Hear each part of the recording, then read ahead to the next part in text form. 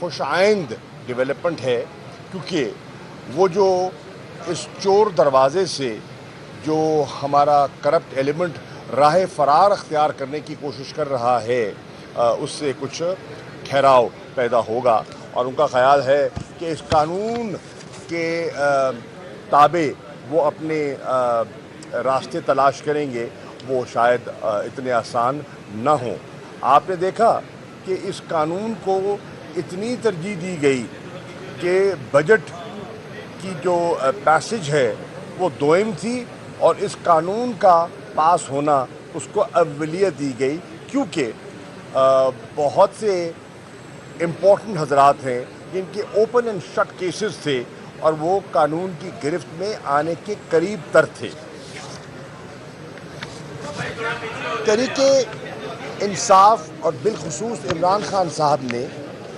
بارہا یہ کہا ہے کہ تیسری دنیا میں غربت کی بہت سی وجوہات ہیں، لیکن ایک وجہ یہ بھی ہے کہ یہاں کا جو حکمران طبقہ ہے وہ چوری، لوٹ اور پلنڈر کے ذریعے اپنی معیشتوں کو کھوکھلا کر دیتا ہے، اپنی تجوریاں بھرتا ہے اور ملک کے خزانے خالی کرتا ہے۔ اور ایک ایسٹیمیٹ کے مطابق 1.7 ٹریلین ڈالرز جو ہیں وہ ٹرانسفر کیے جاتے ہیں تھرو منی لانڈرنگ، جس سے کہ پیسہ منتقل ہوتا ہے انٹو ویسٹرن بینک اکاؤنٹس، اور اثاثے بنائے جاتے ہیں سیف ہیونز میں جو ایل گاٹن منی کے ہوتے ہیں۔ اس کے ساتھ ساتھ میں یہ بھی عرض کر دوں کہ مجھے آنریبل چیف جسٹس نے روسٹرم پہ بلایا کہ میں پارٹی کا پوائنٹ آف ویو پیش کروں، اور میں نے کی خدمت میں پیش کیا۔ I am grateful to the honourable bench, جنہوں نے میری اسسٹنس کو اپریشیٹ کیا، اور میں نے ان وجوہات پر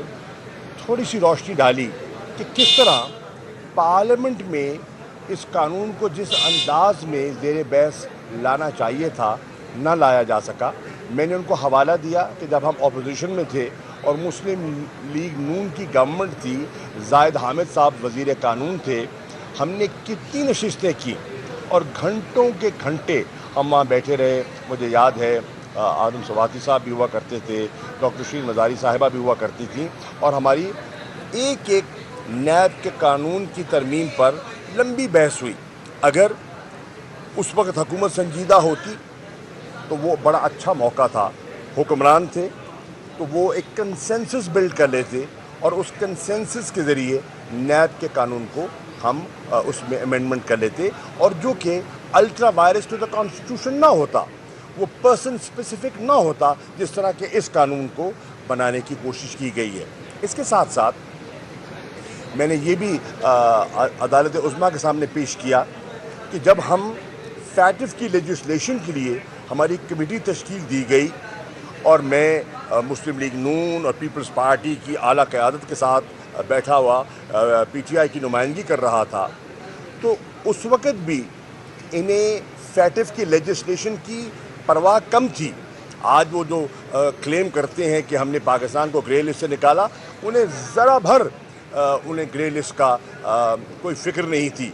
انہیں اپنے نیب کے قوانین کو اپنی مرضی کے مطابق ڈھالنے کی فکر تھی، اور ایک مسودہ مجھے پکڑوا دیا گیا جس میں 35 کے لگ بھگ امینڈمنٹس پیش کی گئیں کہ یہ کر دو، یہ کر دو، یہ کر دو۔ اور جب ہم نے ان امینڈمنٹس کو پرکھا اور پڑھا تو ہم اس نتیجے پہ پہنچے کہ ان کا ارادہ تو اس ادارے کو ڈی فینگ کرنا ہے، اس ادارے کو بے معنی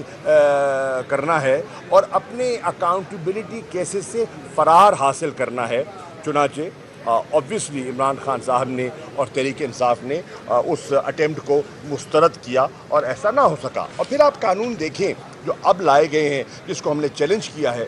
اس میں بہت سی بیشتر وہ امینڈمنٹس ہیں جو ہم نے مسترد کی تھیں، اور پھر انہوں نے اس چور دروازے کے ذریعے اپنی اکثریت کے بل بوتے پر ان کو قانون میں پرونے کی کوشش کر دی ہے، جس پر ہمیں سیریس اعتراض ہے۔ ہم سمجھتے ہیں یہ ultra vires to the constitution ہے، اور یہ بیسک سٹرکچر جو ہے کانسٹیٹیوشن کا، جو فنڈامنٹل رائٹ کے کانسیپٹ پہ ہے، اور آرٹیکل 6 اس کا حوالہ ہے، اور اس کا اختیار ہے کورٹس کا، آرٹیکل 8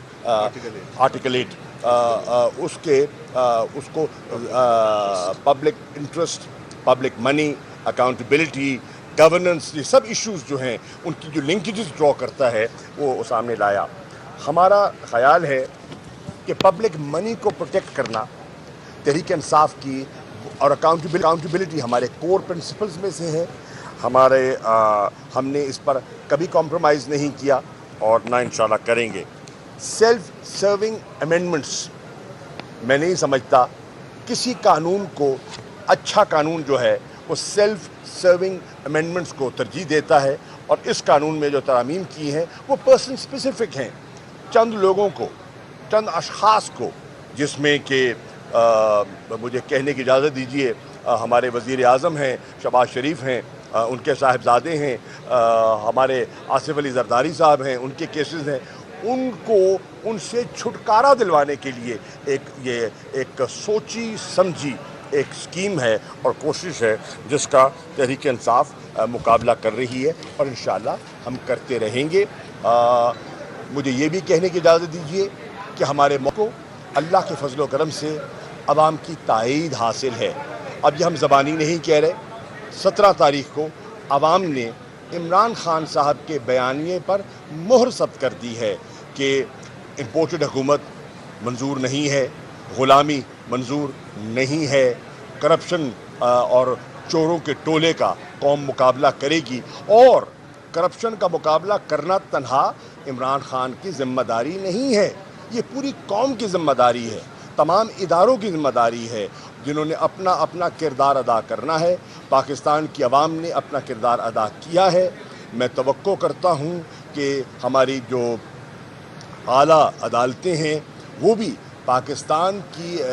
ٹیکس پیئر کی پبلک منی کو پروٹیکٹ کرنے کے لیے اپنا کردار ادا کریں گی، اور انشاءاللہ مجھے امید ہے کہ آنے والے دنوں میں یہ کیس آگے بڑھے گا اور اپنے منطقی انجام کو پہنچے گا، اور وہ لوگ جنہوں نے ملک کو لوٹا ہے وہ فرار نہیں ہو پائیں گے۔